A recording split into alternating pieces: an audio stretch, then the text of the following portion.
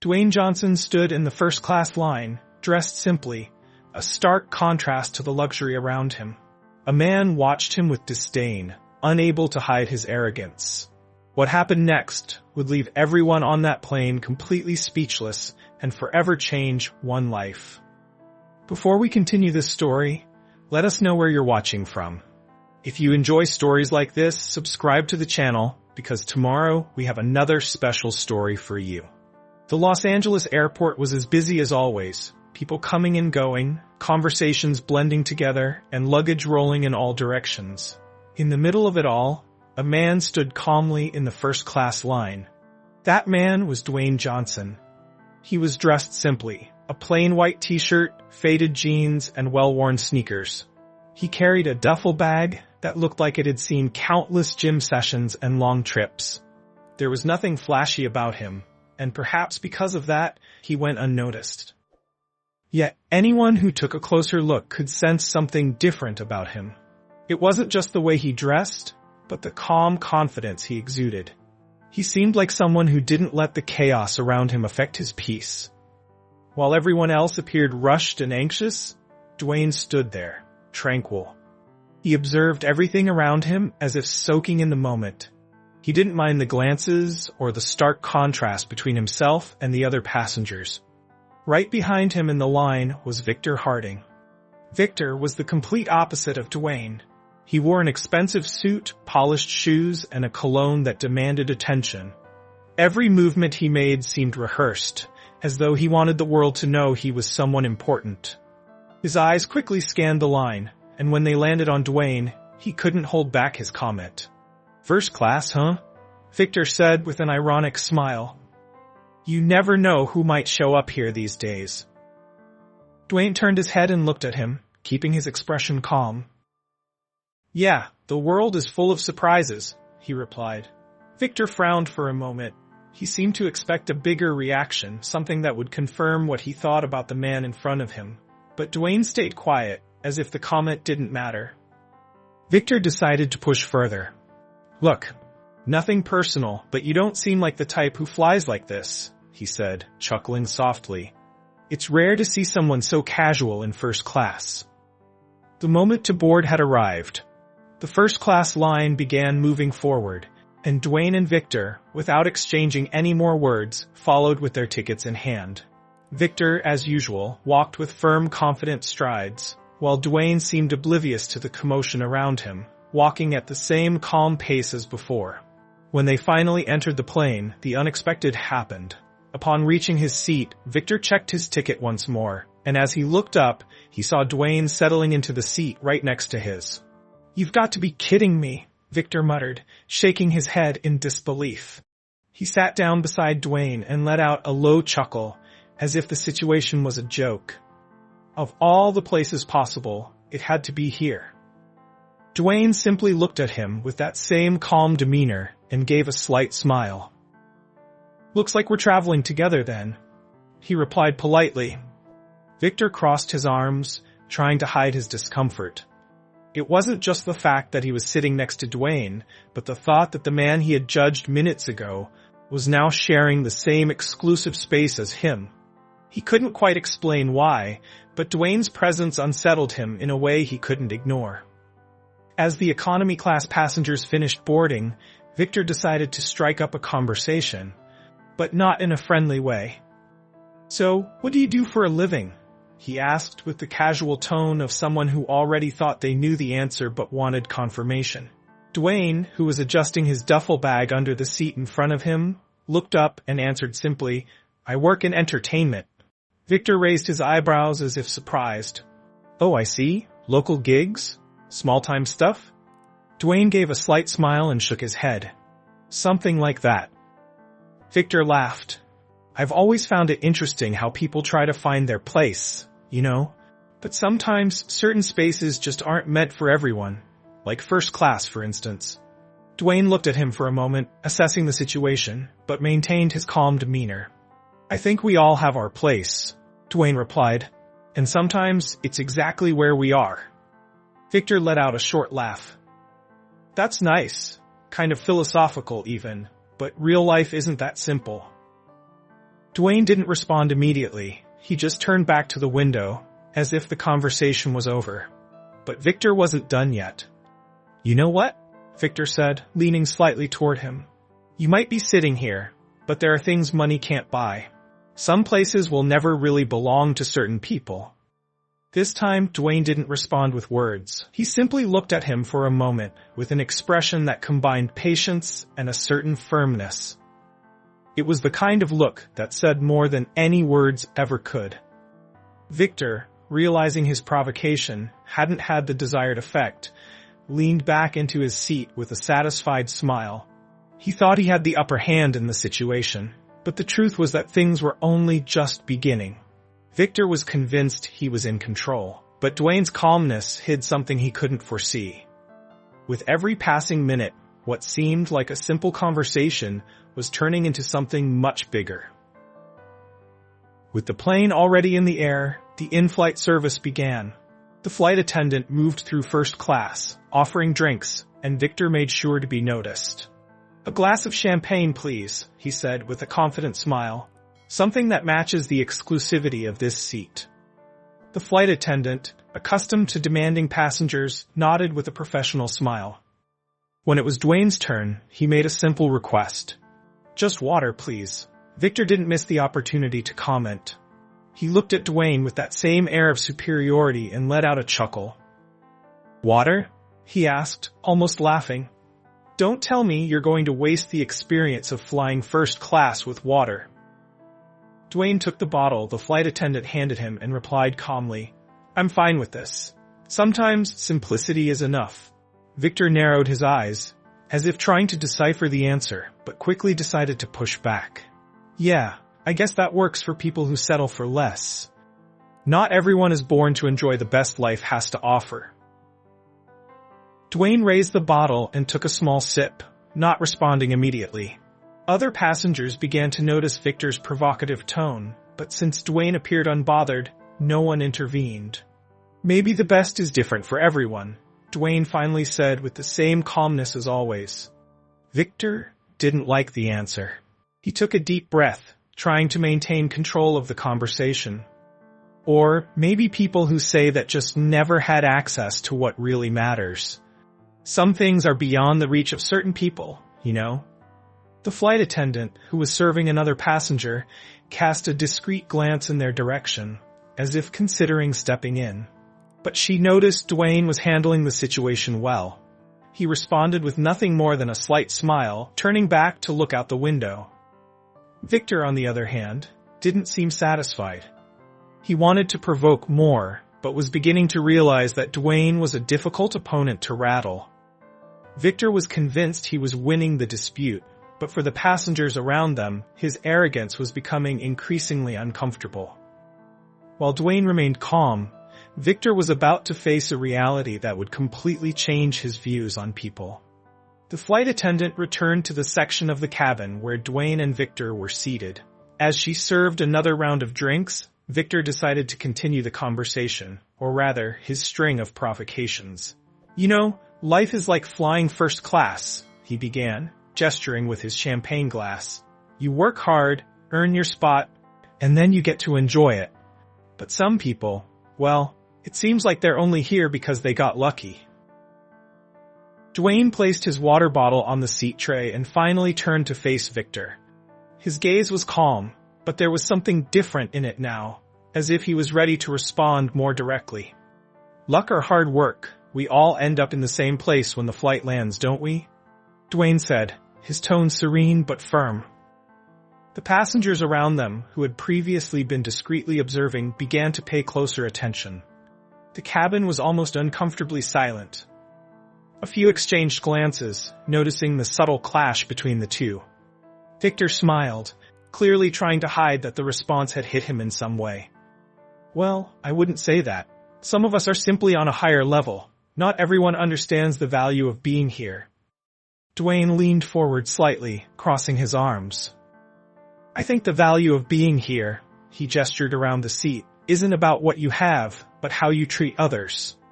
The phrase hung in the air like an undeniable truth. Some passengers nodded slightly, while others exchanged approving glances. Victor, on the other hand, seemed uncomfortable. He tried to laugh it off, but his nervousness was starting to show. That's a good one. First-class self-help philosophy. Maybe you should consider giving motivational talks, he said, trying to keep his tone sarcastic. Dwayne simply gave a short smile and turned back to face forward, ending the conversation without saying anything more. His calmness seemed to speak louder than any words. The passengers around them began to react subtly. Some whispered to one another, while others looked at Victor with disapproving expressions. A couple sitting a few rows behind, who appeared to have recognized Dwayne, remained silent, respecting his privacy but clearly admiring the way he handled the situation. Victor, meanwhile, began to notice he was being watched, and not in a positive way.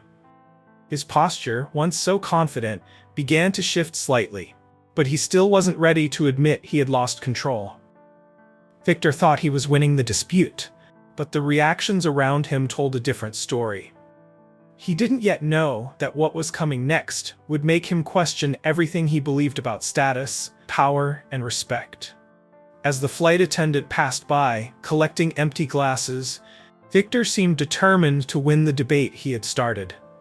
"You know what's funny?" Victor continued. "People who have nothing to show for themselves always talk about things like humility and simplicity. Ever notice that?" Dwayne leaned forward slightly, looking Victor in the eye. "I've noticed that sometimes the people who talk the most about what they have are the ones who feel the emptiest inside." The words hung in the air for a few seconds, and Victor seemed momentarily stunned, struggling to find a response. He opened his mouth but couldn't immediately form the right words. Passengers around them exchanged glances, some visibly impressed by the way Dwayne handled the provocations. "Look, I don't mean to be rude," Victor said, finally recovering, "but the world is competitive. If you don't show what you have, people will ignore you. That's just how things work." Dwayne leaned back in his seat and replied calmly, "Maybe, but I think true success doesn't need to be shouted about. It speaks for itself." Dwayne's words seemed to carry weight throughout the cabin. A few passengers nodded discreetly, while others shot disapproving looks at Victor, who clearly wasn't used to being challenged this way. By this point, the atmosphere in first class had shifted. Many passengers were now fully tuned into the exchange between Dwayne and Victor. An older man sitting nearby turned to observe more closely, shaking his head as if to express disapproval of Victor's behavior. Victor, aware of the stares, tried to hide his irritation. But instead of backing down, he threw out another jab. "Cheap philosophy. It might sound nice, but the real world doesn't work that way." Dwayne looked at him, still maintaining the same tranquil expression. "The real world is made by people, Victor. And in the end, how we treat others says more about who we are than anything else." Victor was visibly uncomfortable with the response. He glanced around, noticing that the passengers' attention was no longer in his favor. Some whispered among themselves, while others stared directly at him, their expressions ranging from curiosity to disapproval. Victor was beginning to realize that his strategy of dominance wasn't working. He thought he had the upper hand, but the impact of Dwayne's words was changing the perception of the passengers, and perhaps even his own. The tension in the cabin was palpable. Victor crossed his arms, trying to mask the discomfort caused by Dwayne's words, but his irritation was starting to show. Dwayne, however, seemed unaffected by the atmosphere. He turned directly to Victor and broke the silence with a calm tone. "You know, Victor, I understand what you're saying. The world can be very competitive, but I've learned that sometimes the need to prove something to others comes from something deeper. An insecurity, an inner struggle." Victor furrowed his brow, unsure whether this was a provocation or a genuine attempt at conversation. "Inner struggle?" he said, laughing. "I don't know where you got that idea, but you couldn't be more wrong." Dwayne gave a slight smile and shook his head. "Maybe. But I've met many people who thought success was all about what others could see. Deep down, they were just trying to feel something missing inside them." The words hit Victor in an unexpected way. He fell silent for a moment, fiddling with the wedding band on his finger almost absent-mindedly, but he quickly recovered his defensive tone. That's not me. Everything I've achieved, I worked hard for, and I don't need anyone telling me how to live my life. Dwayne remained calm, as if carefully choosing his next words. He observed Victor for a few seconds before continuing. I'm not saying you didn't work hard. I just think that sometimes we get so caught up in the idea of showing off what we've achieved that we forget to look inward. Who are we without all of this? Victor pressed his lips together, visibly uncomfortable. The question seemed to echo in his mind, but he wasn't ready to admit that it struck a chord. Who are we? He replied with a cynical laugh. We're what we build. Without it, we're nothing. Dwayne held his gaze, his expression now more serious. I disagree. I think we're defined by what we do for others, not by what we accumulate. And in the end, the things we show the world matter less than what we carry inside. He pointed to his chest, and his words resonated throughout the cabin. Some passengers nodded subtly, while Victor appeared to struggle to maintain his composure. That's easy for you to say, Victor said, almost rising from his seat. You don't know anything about me. You don't know what I've been through to get here. Dwayne responded firmly but without raising his voice. You're right. I don't know your story, but I don't think I need to know it to see that sometimes when someone feels the need to shout about what they've achieved, it's because they're trying to hide something. Fear, insecurity, loneliness. The statement hit like a brick. Victor froze, his face flushed with anger and perhaps shame. He clenched his fists, clearly struggling to contain an outburst. Victor! Finally losing his composure, stood up abruptly, knocking his empty champagne glass to the floor. You think you're better than me? He shouted, drawing the attention of everyone in the cabin. Sitting there with your clever little phrases, acting like you know everything about life? But you don't know a thing about what it's like to live in the real world. The passengers fell silent, shocked by Victor's outburst. The flight attendant quickly approached, trying to defuse the situation. Dwayne remained seated, looking at Victor calmly. He waited for the man to finish speaking before responding. I don't think I'm better than you, he said with a tone that was firm yet gentle. I just think that sometimes we need to stop and think about what really matters. And Victor, you don't have to prove anything to anyone.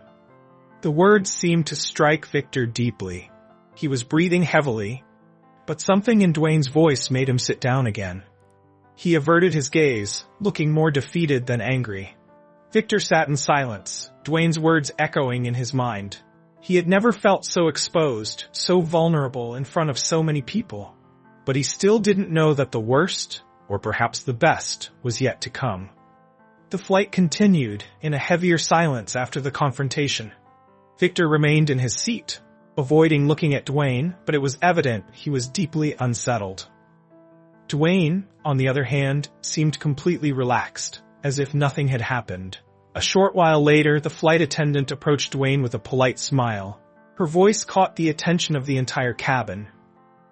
Mr. Johnson, the captain asked me to inform you that your connection in Tokyo is confirmed. He also sends his best regards. The name Johnson seemed to echo through first class. Some passengers who until then had been quietly observing widened their eyes. A murmur began to spread through the cabin, and that's when Victor froze. Johnson? He murmured, almost in disbelief. Dwayne Johnson? Dwayne nodded politely to the flight attendant and thanked her, not paying much attention to the commotion. He turned to Victor, who now looked at him as if he were seeing a ghost. Is something wrong, Victor? Dwayne asked with a slight smile. Victor opened his mouth but couldn't form a sentence. He looked around, noticing other passengers observing him with curious and, in some cases, disapproving glances. He looked completely lost. Victor sank into his seat, clearly uncomfortable. He began mumbling a few words, trying to justify his actions. I had no idea. I mean, you didn't say who you were, he finally said. I didn't know that you were you. Dwayne kept his tone calm, but there was firmness in his words. I didn't think it was necessary. I don't usually use my name as a calling card. Victor remained silent for a moment before attempting to defend himself. Look, I didn't mean to offend you. I just didn't know who I was talking to." Dwayne let out a small sigh and leaned forward slightly. "Victor, what you said doesn't change just because you now know my name. The truth doesn't depend on who you're speaking to. It depends on how you choose to treat people."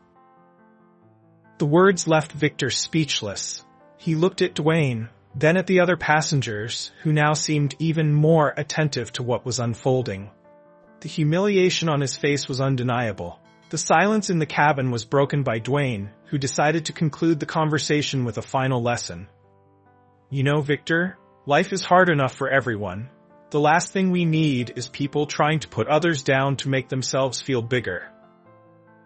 Victor nodded slightly, unable to argue. For the first time, he seemed to genuinely reflect on his actions. Dwayne leaned back in his seat, effectively ending the conversation. Meanwhile, Victor remained motionless, staring at his hands as if replaying every word in his mind. Victor wasn't just confronted by Dwayne, but by reality itself. He began to realize that in his attempt to humiliate someone else, he had revealed more about himself than he ever intended. The rest of the flight was marked by a heavy silence. Victor, who once seemed like he owned the space, now looked visibly uncomfortable. He could barely meet the eyes of Dwayne or the other passengers. The arrogance he carried at the start of the journey had disappeared, replaced by something much closer to shame. As the minutes passed, Victor couldn't stop thinking about Dwayne's words. Everything he had said seemed so simple, yet at the same time it struck deeply. Victor began questioning his own behavior, recalling how many times he had judged people without even trying to know them. "Maybe he's right," he murmured to himself without realizing. He glanced at Dwayne, who was calmly reading a book, as if nothing had happened. This only amplified the impact of the situation. Dwayne hadn't made any effort to prove himself. He had simply let his actions speak for him. As the plane began to prepare for landing, Victor finally mustered the courage to say something. He turned to Dwayne, his eyes still lowered, and said, "I need to apologize. Not for what I said just because you're you, but because I was arrogant. I acted like an idiot." Dwayne looked at him, his expression as tranquil as ever. He waited a moment before responding, "I appreciate the apology, but more than that, I hope you learn from this." Victor nodded slowly, realizing that those words were an opportunity for change. Then Dwayne continued, "Sometimes what we search for most in the world is what we find least within ourselves. I hope you figure out what really matters." Victor remained silent, but Dwayne's words stayed in his mind. He knew that moment had the potential to change something inside him, if he allowed it. After disembarking, Victor stood still in the terminal, watching Dwayne walk away. He saw fans discreetly approach him to greet him and take pictures. Dwayne greeted each one with patience and a genuine smile, without haste or arrogance. It was evident that his simplicity and kindness came from within. Victor looked down at his own hands and sighed. He knew he needed to change. Dwayne's words still echoed in his mind, a reminder that a person's true worth isn't about their status, but about how they choose to treat others. As Dwayne disappeared into the airport crowd, Victor felt something new, hope. Maybe that encounter hadn't been a coincidence. Maybe it was a chance to start over. In the end, we all carry choices that shape who we are. Are we living to impress others or to become better people? Dwayne's words leave a clear lesson. True success isn't about what you achieve or show off, but about the positive impact you leave on the world and the lives of those around you. So the next time you find yourself in a situation of judgment or conflict, remember, respect and humility never go out of style, and perhaps the change you want to see in the world needs to start with you. If you enjoyed this story, we have many more that will warm your heart. Click the screen to explore more stories of hope, compassion, and resilience.